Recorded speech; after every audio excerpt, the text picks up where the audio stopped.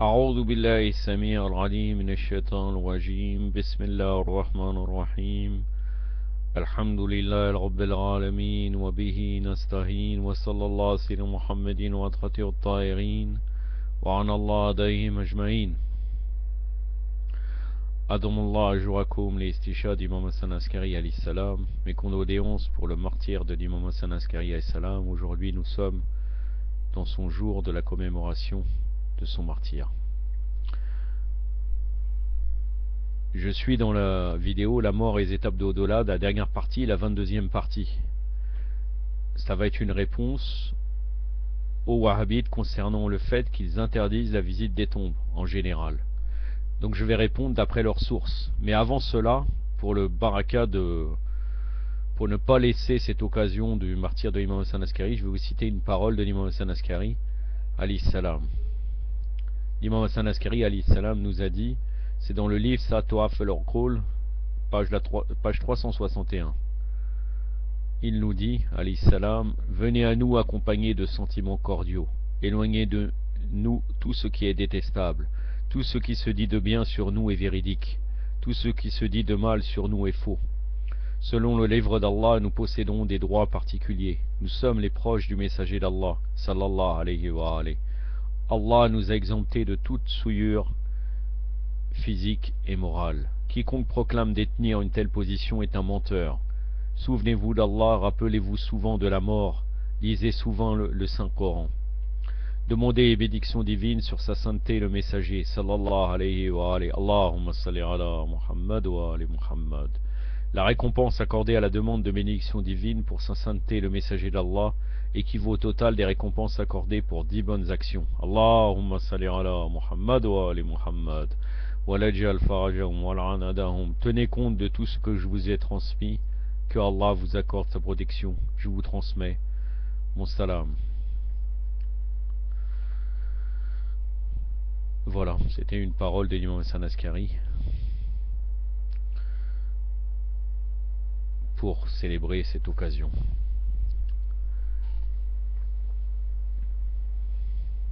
Donc en fait, certaines personnes qui sont contre les chiites disent que nous sommes des adorateurs de tombeaux ou que nous visitons totalement les tombes. C'est en particulier les wahhabites qui disent cela. Et ils disent que le prophète sallallahu alayhi wa alayhi aurait dit, dans un hadith attribué à lui, c'est un hadith qui est cité dans Sunan an-Nisa'i et dont le texte est qu'Allah maudisse les visiteuses des tombes Zahirat et ceux qui les utilisent comme mosquées. C'était dans le volume 4 de Nisa'i, page 95, et dans Kenz el-Ormal aussi, volume 16, page 388, hadith 45099. Donc ce même hadith est cité aussi dans Sunan ibn Majah, mais dans une version un peu nuancée. Le messager d'Allah, sallallahu alayhi wa alayhi, a maudit les visiteuses assidues des tombes, Zawarat, volume 1, page 502, hadith 1574, 1575, 1576. Bien sûr, tout cela, c'est des sources des mukhalifin, et je vais leur répondre à travers leurs sources. Ce hadith, déjà, selon eux, appelle à quelques réserves. La première chose qui saute aux yeux est que les deux versions du hadith sont différentes, ce qui pourrait inciter à mettre en doute son authenticité.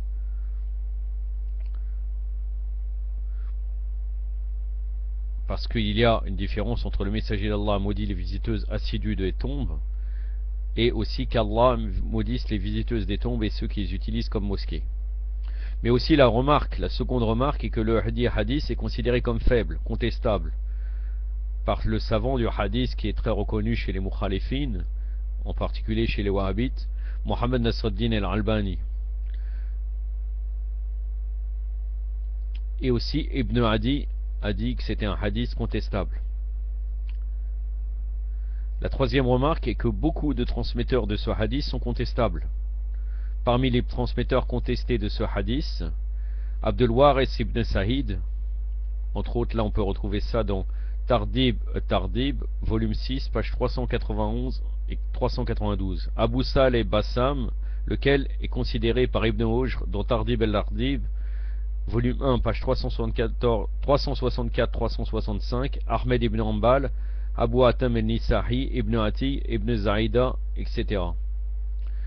C'est-à-dire que tous ces penseurs-là, donc entre autres aussi Ahmed ibn Arbal et Nisahi, qui fait partie des 6 livres, et Sunan et Nisahi fait partie des 6 livres qui sont dits qui sont pratiquement véridiques chez les Mukhalifin, malgré que maintenant les Wahhabites ne le disent plus. Et aussi Ibn Arbal dit que ce Abu Salah est contestable. Abdullah ibn Osman, contesté par Ibn Habban, Abdullah ibn Dawaraki, citant Ibn Mu'in, Ibn Kassin, et aussi, ça c'est dans la référence Tardib wa Tardib, volume 5, page 275, 276. Abdurrahman ibn Bahman, dont Ibn al-Madini dit qu'il est inconnu. C'est un des rapporteurs aussi de ce hadith. Wa Tardib, volume 6, page 135. Quatrième réserve de ce hadith est contredit par de nombreux autres hadiths plus dignes de foi, dont le texte, le matn, et la chaîne de transmetteurs, le sanad, sont beaucoup plus solides et ne souffrent pas de même faiblesse que le hadith en question. En effet, on peut voir de très nombreux hadiths appelant à la visite de la tombe du saint prophète sallallahu alayhi wa alayhi.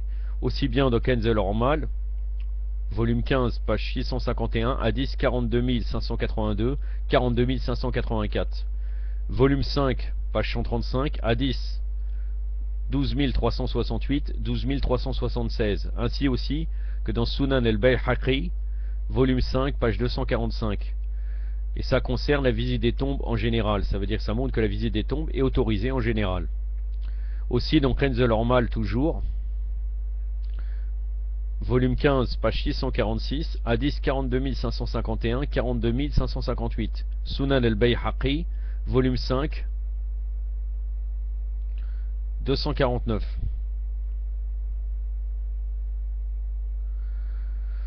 Je me suis trompé, les hadiths précédents parlaient de la référence de la visite du saint prophète, de le tombeau du prophète, et ces hadiths-là que je viens de vous citer, ça concerne la visite ces références-là concernent la visite des tombes en général. La référence précédente de Kenz al-Ormal, et aussi Sunan al-Bayhaqi, volume 5, page 249.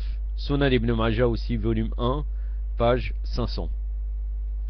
Et on va dire que même si le hadith soit authentique et qu'il résiste à l'épreuve de sa confrontation avec tous les autres hadiths authentiques et plus crédibles que lui, on peut considérer ces derniers hadiths qui le contredisent comme ayant pour raison d'être de l'abroger, puisque le saint prophète sallallahu alayhi wa sallam a dit: je vous avais interdit de visiter les tombes, maintenant je vous dis visitez-les car elles vous rappelleront l'autre monde.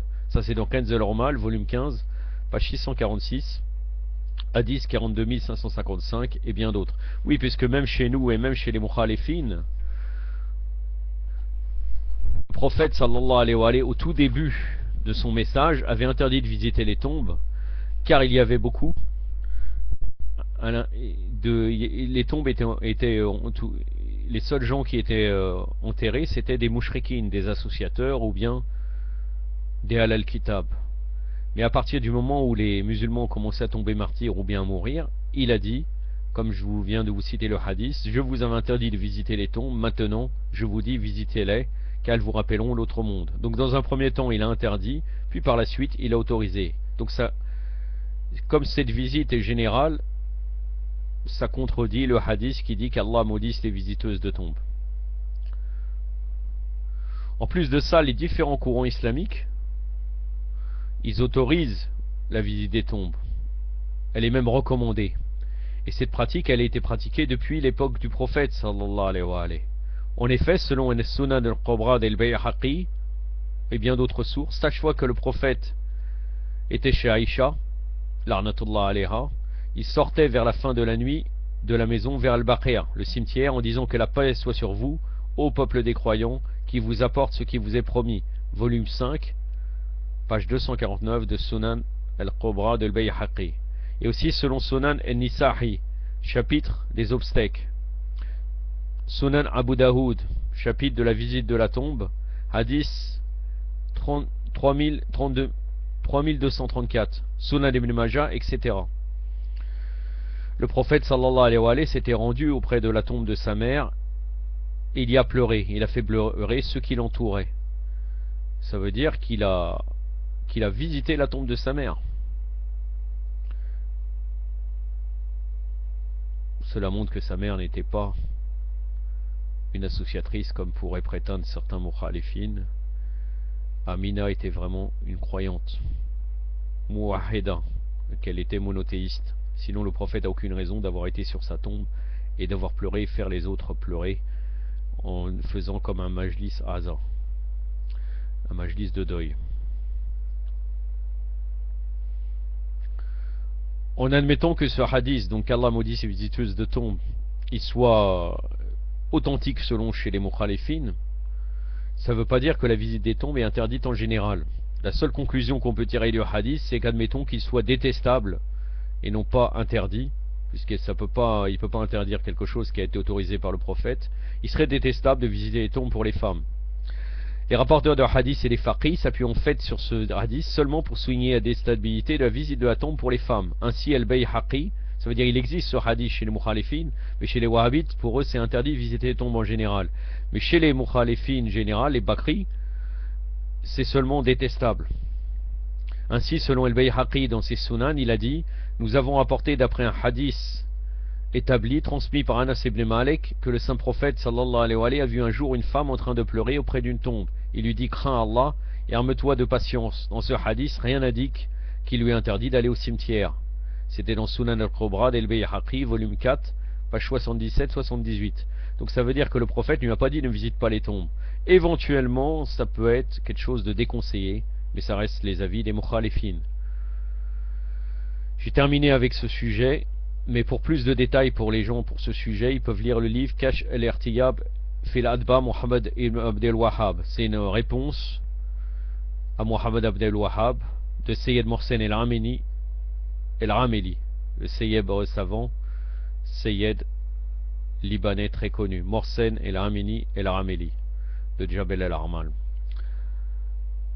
Inch'Allah, après cette fin de la mort et les étapes de l'au-delà, cette série, on espère qu'on arriverons à nous améliorer, à faire certains actes qui nous permettront de nous faciliter après la mort, Inch'Allah, et qui nous éloignent des choses affreuses, qu'Allah nous éloigne des choses affreuses et abominables de ce voyage jusqu'au jour de la résurrection.